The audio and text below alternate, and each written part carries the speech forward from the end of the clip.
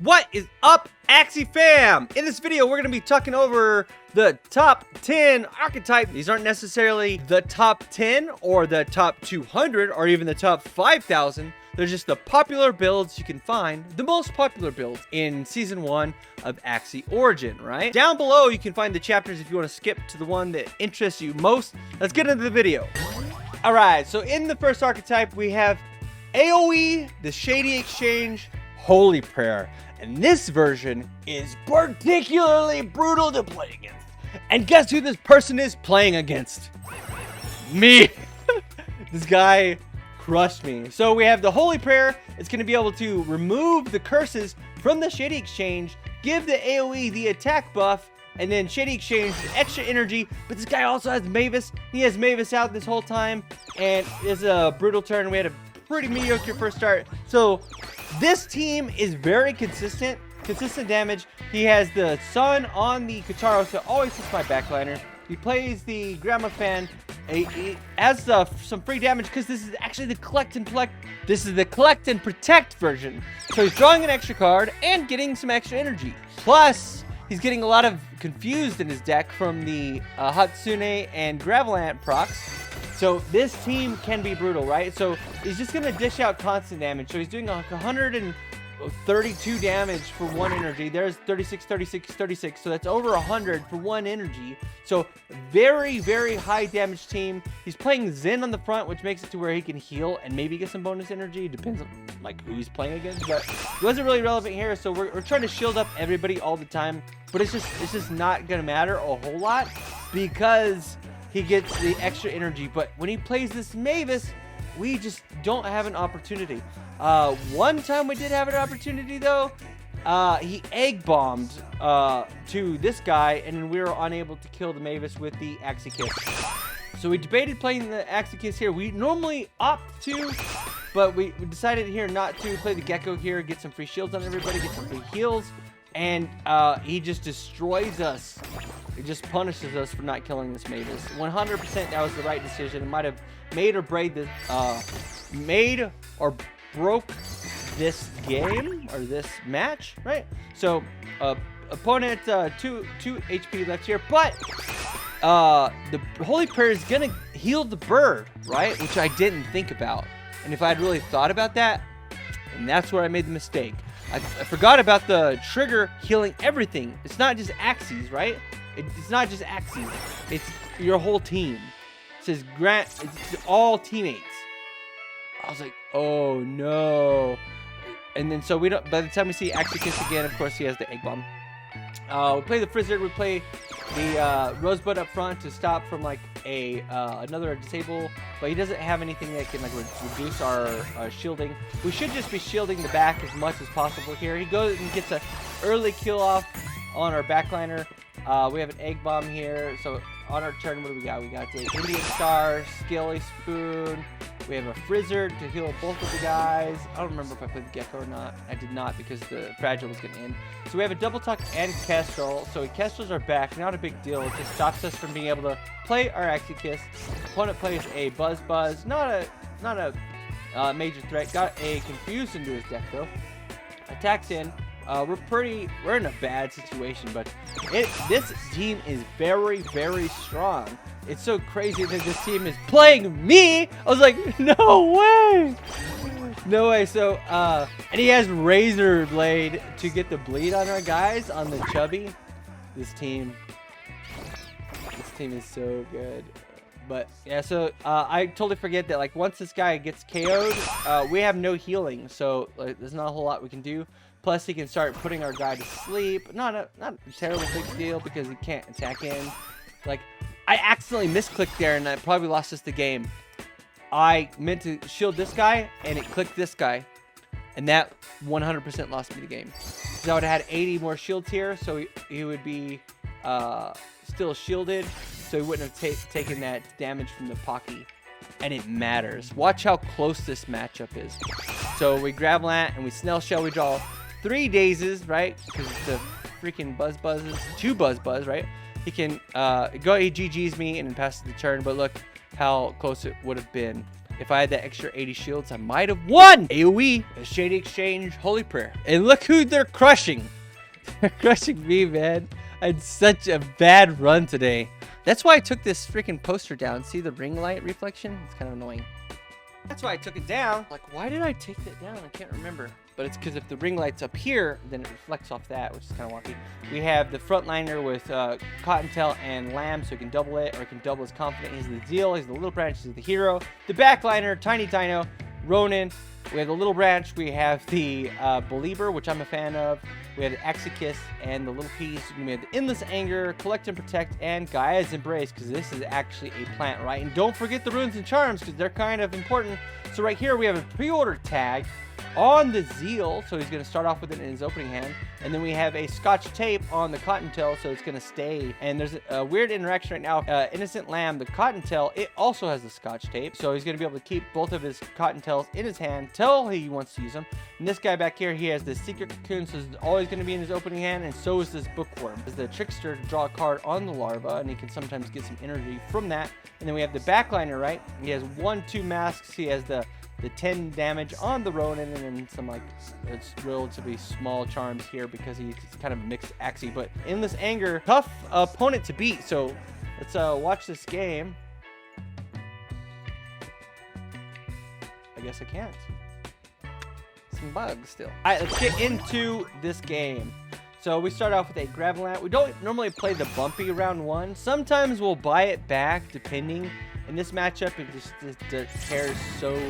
matters so little in this matchup. So opponent's gonna go ahead and Zeal. So he's gonna go and play all of his cards that he starts off with every single round one, right? So probably opts to go second. We go ahead and Skelly Spoon the front, and then play that. And we go ahead and play this so we can get a little bit more shields. Mainly pack up some shields on this guy. So we have the Cottontail. He go ahead and uses. Already raging on his guy here. Plays the little peas. Gets a Goo in his deck. Plays the little branch. 278. Takes a little bit of reflect damage. Already up to 5 rage though. He has the Tiny Dino and the Cottontail. We go ahead and heal the frontliner here. We go ahead and play the Gravelant. We go ahead and Axie the backliner. We would have, but forgot about the taunt, right? We go ahead and Telescope. We can't grab anything with it. We did hit on the larva, but we put the Telescope from this guy on the bottom of our deck, right? So, sometimes it happens. He attacks in the front, gets confused, but now he has the setup for his rage turn, right? Because he's going to be able to hold on to a lot of those. He goes and uses his Buzz. I think that was a pretty smart play to make sure he gets a guy off the board and really mucks up my draws, right? So here it's like, well, let's go ahead and start, let's go and shield the front, shield the back for a little bit, go and pop the heal, which gives us a little bit more shields here. So 135 shields, not bad, but turn 8, we would like this guy to have like 200 shields. This guy just kills us too fast. You know, when he's getting free energy and amplified damage basically every turn. Opponent opts not to draw any cards or do anything. So after there, we Indian Star the front, we go and heal the front, and we cannot Indian Star. You can't play 2 in the same turn, so we're going to use the Revenge Shield there on the front. We have a Rager in the back. The Believers hits here. Takes a little bit of damage. Goes up to 15 now. 15 right there. Hits with a little piece for 131. Now he is go ahead and kills off our front here, and then gets a free energy from this guy raging. This guy's already in rage mode. Hits us with the Tiny Dino. I mean, the game's already over. This team is very, very strong. We're seeing it like positions 1 through 10. So this is like playing against one of the top 10 players with a $100 deck, so feels pretty bad. All right, so this is a pretty common team. This team has significantly fallen off, even with the Heart of the Ocean midliner, right? This person definitely should have Heart of the Ocean. So they're playing the Inkling, Sleepless, Risky, the Risky, Sleepless, Inkling. We have the Blue Moon. We have the Goldfish, right? We have the Ronin. We have the Arco. Nyan is a little weird here, but we have the Cottontail. We'd much rather this be a Innocent Lamb, so you can have the quad potential to do four energy turns, right? I'm seeing this trend, everybody doing this +4, -12 in their names. It's like, okay, whatever. We're all in the same pickle, you know? Like, it's like, not special by saying that. Just a little cringe to me, a little cringe. A lot of people in the top putting their name as that. It's kind of weird. So we have the Nemo and Cottontail, so it doesn't get like a really bursty forward card turn there. So right here we go and Indian Star the frontliner, we go and Gravel out the frontliner, and then we Frizzard and we Larva to see if we hit, and we don't. So we don't get to play the Gravel out, which would have been kind of sweet. It's kind of value whenever we do get to do that. Opponent playing Sleepless. Sleepless is very good against the another archetype, right? The shield backup. But we'll get to that. We're not going to use mine as an example. We're going to go to one of the top tier ones because this one's very, very wonky. Kind of inconsistent with the telescope and the Axie Kiss mouth, right? Because those are not ideal. So we're already drawing some curse cards. Skelly Spoon up front, Indian Star up front, and Hatsune up front. So for the most part, what I typically do was I would shield up the frontliner into infinity until my first round of Blood Moon, and then stop and then start shielding my backliner. But against the Aquas, what I've done is I've started just mass shielding the frontliner the entire duration as long as I physically can, right? If I can get this guy out of Shoal Star range, then I shield him. I just shield the heck out of him because he gets so much value from Vault Builder. He's gonna get like an additional like 40 something, well 40, 3 times 8, 24. 24 shield generate. So risky fish, but he had Hatsune. He gets a double confused trigger right there. We have 2 confused here. Does go to us. This deck is pretty go to resilient, so I'm not really afraid of that. So this turn is going to be a big free shield turn, so this guy's going to shield up big. So we got to play the Axie Kiss. I try to keep these guys as close in HP as I can. I don't really want them to die out of order. I want them to all die at the same time. I don't know if that's me. Arco is very good here. Stops them from proccing the things here. Sleepless with the bubble paste. He does get a confused into his deck. Inkling gets another confused in the deck. So he's already got like 4 or 5 confused procs into his deck, right? So he passes to us. We have 105 shields in the frontliner. What do we have here? We have an Indian Star on the front. We are going to play, it looks like, the Frizzard to get the shield, and then Rosebud to stop the debuff, right? In case it gets a little piece draw, right? So opponent here, Blue Moon, but draws confused. Anytime there's a proc by a confused guy, it feels like it goes on top, right? So he ended the turn with like 2 energy or whatever. It feels very good. We Skelly Spoon the front, we Gravel at the front, we pass the turn with only 1 energy. Or 2 energy that turn because we missed out on 1. Little Peas to give us a debuff, canceled by the cleanser. Inkling back there, takes a little bit of reflect damage, does put a Jinx in our deck.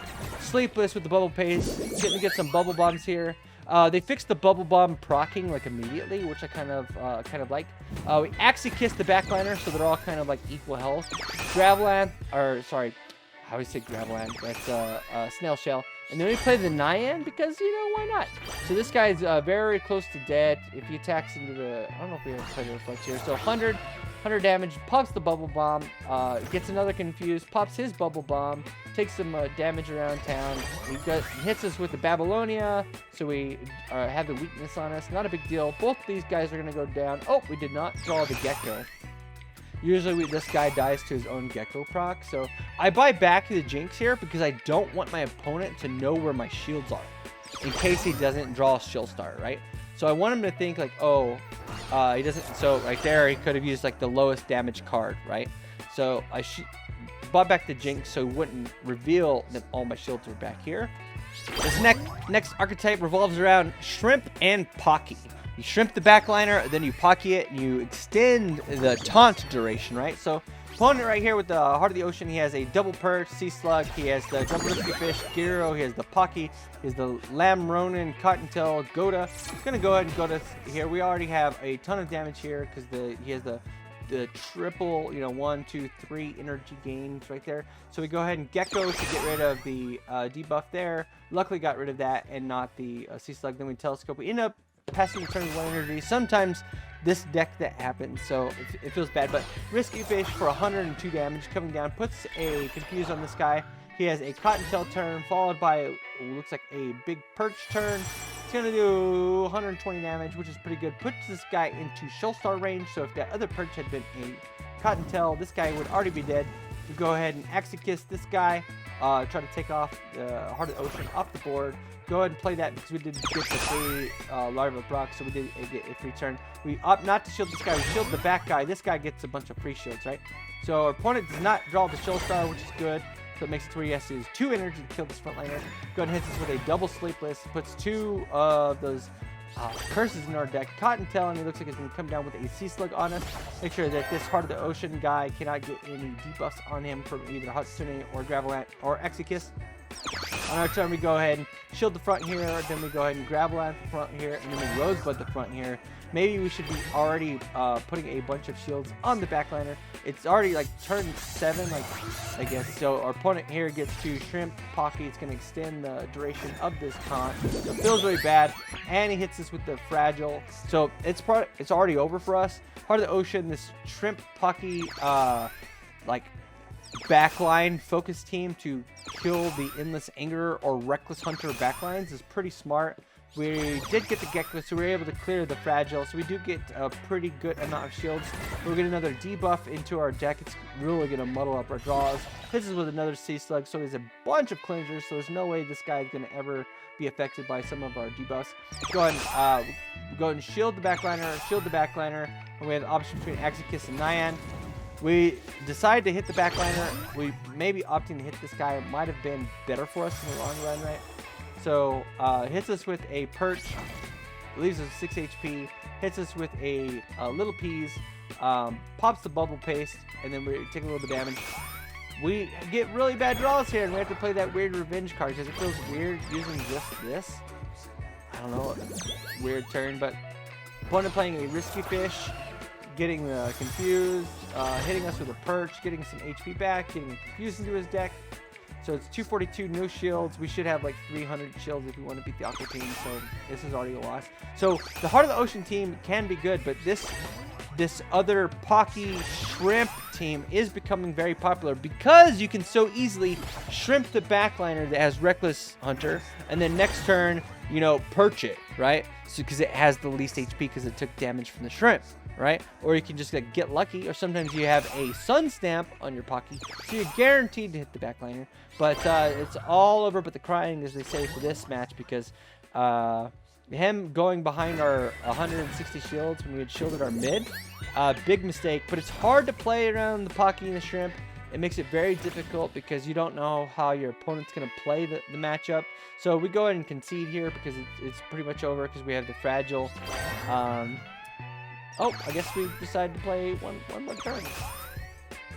So we shield up for 96. We have 76 here. What do we got here?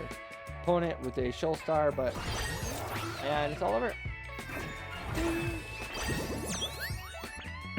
So the Heart of the Ocean version, the shrimp and Pocky, is an archetype that is gaining in popularity because you can take out the backliners, the most important Axie on the enemy team. You can take them out. The shrimp Pocky helps deal with those, the Reckless Hunters, and the Endless Anger sometimes if you don't have the... All right, let's get into the next archetype. So this is kind of like a 2-for-1 review. This is from 37th seed. Right now, we have 2 archetypes we're going to cover in this one replay. We have Sustain, the shield backup version, a real version, not like my garbage, and Poison. All right, so we have a Poison, right? So we have the Regenerator frontline with Strawberry Shortcake, Lotus. Very important that you have Lotus, and that's to combat all the curses in your deck from the Aqua team, right? So very important to have Lotus somewhere on your team. But we have the Poppy, we have the Strawberry Shortcake with the Pumpkin with the Hot Butt. We have some way to shield and like clog up our opponent's draws. Does get a couple of things in his deck from the Hex. I wonder if he's forgetting about those. I would not have done that way. That kind of a wonky turn there. But we have the Gloomy Dice to get the debuff on the opponent so he can get some garbage in his deck. Really helps the life of the team, right? Really extends the duration of the game. The longer the game goes, the more shields we can get on that backliner, right? So playing some cards here. Opts to play the Poppy. 145 shields, and he, of course, has the Pumpkin draw right here. So we also have the shield backup liner. But on this, we have the Silence Whisperer, we have the Poppy, we have the Beach, which is interesting, Lamb, Hatsune, we have the Pumpkin, we have the Kataro, Tricky, we have the Curved Spine, one of my favorite cards, Skelly Spoon, Indian Star, and Tiny Dino. Tiny Dino, that's interesting. Strawberry Shortcake's really going to help Beast Slayer Melon win against some of the Sustain teams and the Poison teams. This is very, very good, right? So, like, oh no, we're going to take 110 this turn because we're in Blood Moon 22. It's like, oh, actually, I have 4 strawberries in my hand, so I'm good, right? And plus the Silence Whisper, like, directly counters poison, right? So on the right, we have the Leafy Leaf Bug Frontliner. So there's a kind of a toss-up. Do you want the Leaf Bug front, or do you want the Watermelon or Anemone front, right? Because you get some free value, some free extra value. Running the Regenerator Frontline, that's going to help you generate, 30, 40 HP, but also remove some debuffs for free sometimes, which is excellent. We have the Poison Touch, so it's very good against the AOE teams. This one's probably the best against AOE because they're always going to get poison every time they attack, right? We have the Gloomy Dice, but we have the traditional, like, Green Thorn, Small Frill, Gecko, Skelly Spoon. We have the Gia, we have the Chomp, we have the Gecko. Everybody does this. They always forget that the burn damages the birds, right? So it always feels bad to watch a player walk straight into that trap. Okay, let's get into this game. Curve Spine on the front, not really going to do much here. We do have a couple of debuffs. This guy already at 30. Oh no, he's already at 30 poison stacks. That's nutty. Very, very consistent draws of this guy. These are some insane numbers right here.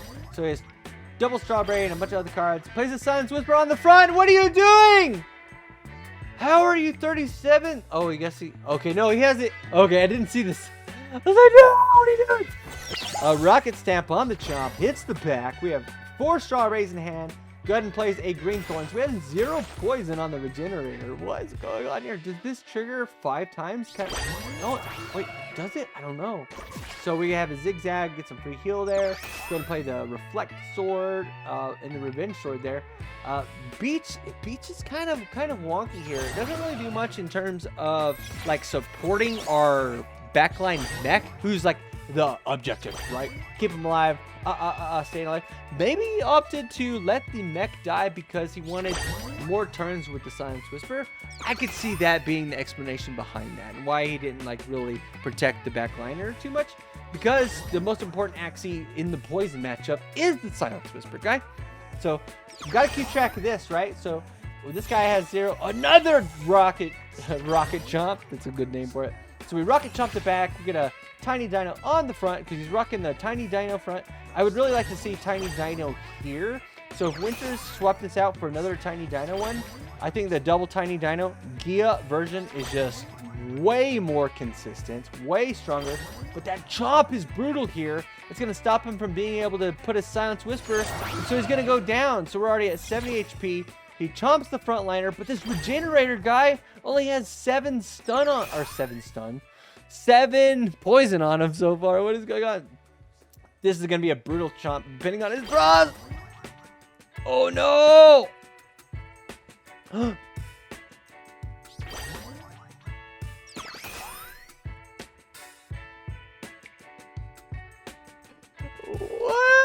So, one of my most popular videos, I'll link it right there, was Leafy Godlike, right?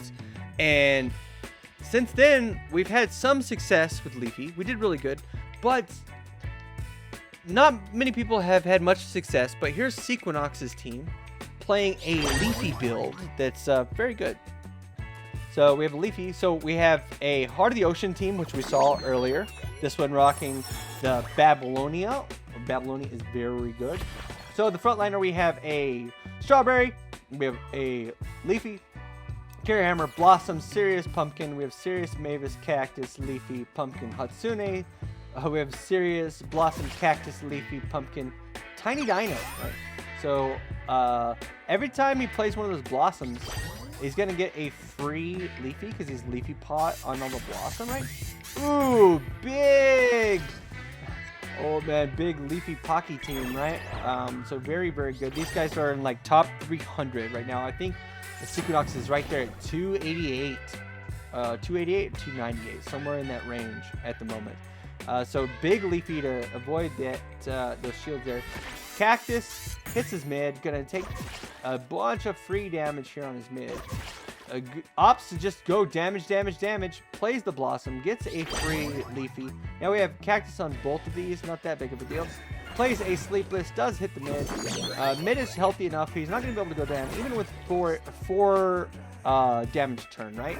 Because this guy's prioritizing the sleepies here because they have the bubble paste on them. So Sequinox, big Leafy damage, 48, 57, 57, 39 with the carrot hammer. Go ahead and play the pumpkin on the front. Place another pumpkin on the front. It would be brutal for him to draw a Pocky here. He has a Pocky with a sun stamp. Oh, he gets lucky. Plays the risky fish. He's down to 29 HP, right? Plays the Aranda. Does remove the Leafys on the frontliner and procs the first bubble bomb, right? So Sequinox, pretty medium HP on the ball. He has 1, 2, 3, 4. He has 3, 4. So pretty fair game as of right now. It's like dead even, right? Well, now we have, you know, just over 330. Under 330. Hits him with another Inkling. Puts a bunch of mess in his deck, right? Babylonia. I don't know. I think I don't know about that play. So it does draw the Void here. Does play the Leafy. Ding, ding, ding. Gets a big hit. Good. Opts to play the Hatsune, right? Here's where Hatsune is very good when you have one Axie.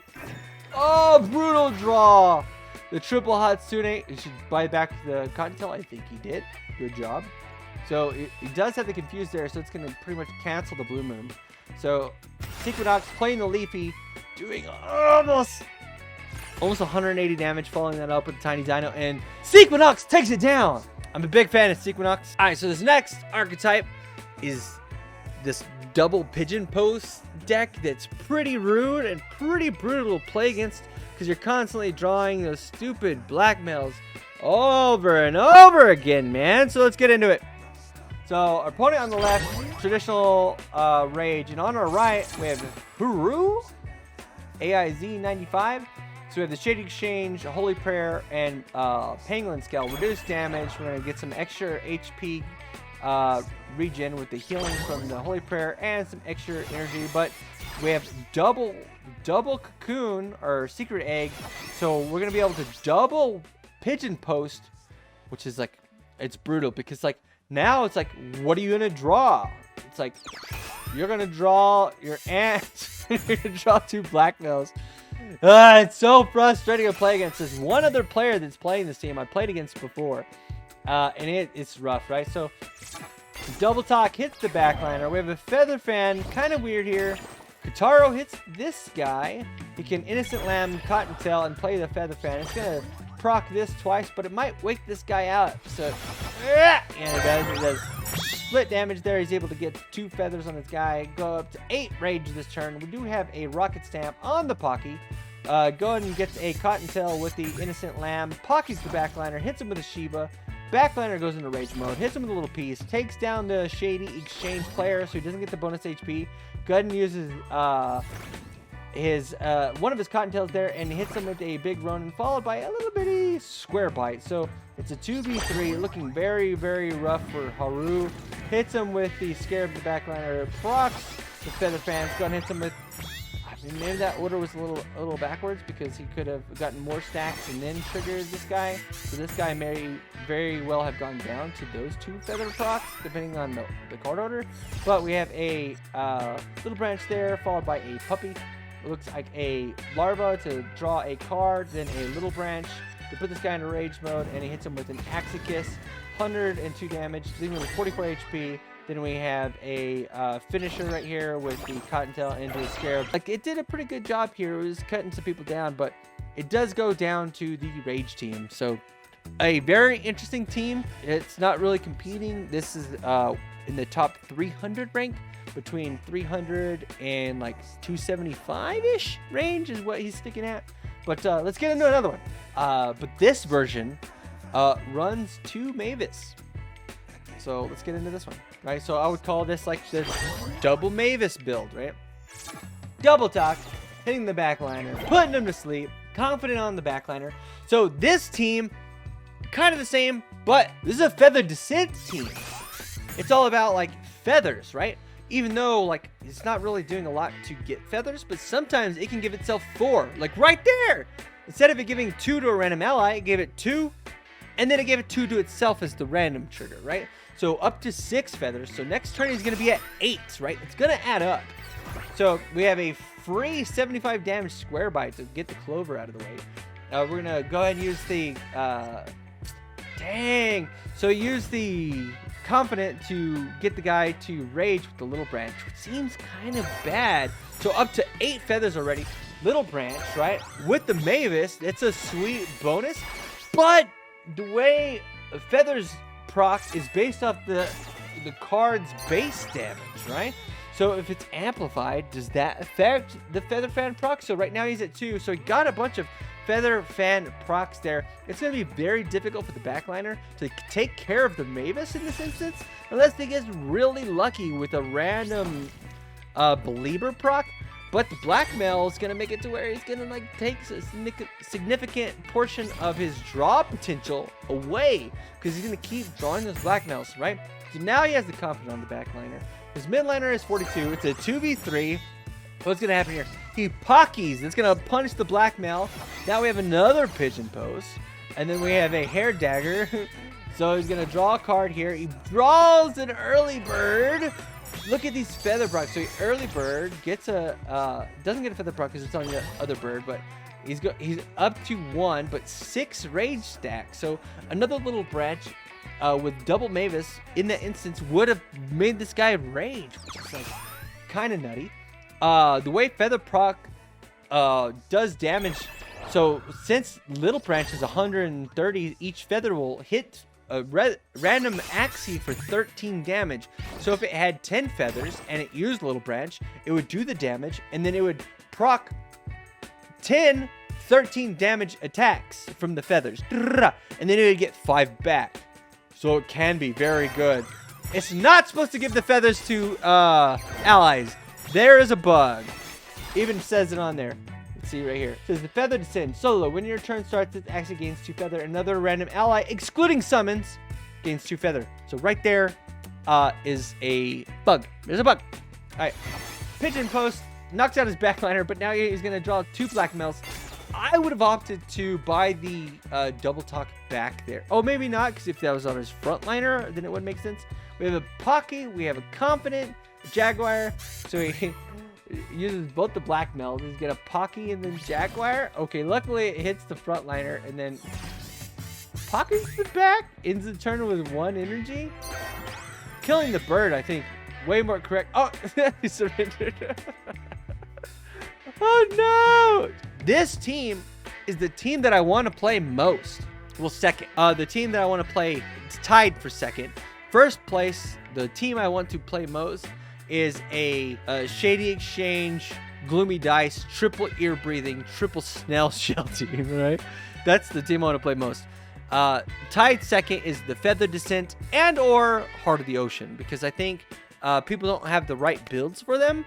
Like, for Feather Descent, I would really like a Garish Worm backliner, because Garish Worm is very high damage. Arguably, though, Little Branch is 130, whereas Garish Worm is only 120. So he is getting a little bit more value. But Feather Descent with a Winghorn, Feather Fan, or Grandma's Fan, and like just like tons of Feather Frenzy, right? Anyways, that's it. This is a fun little video. I thought I'd share with you some of the archetypes that I am seeing in the top 300, right? So make sure you leave a like on the video and leave a comment in the video if you want to buy an Axie from me. My link is down below in the description.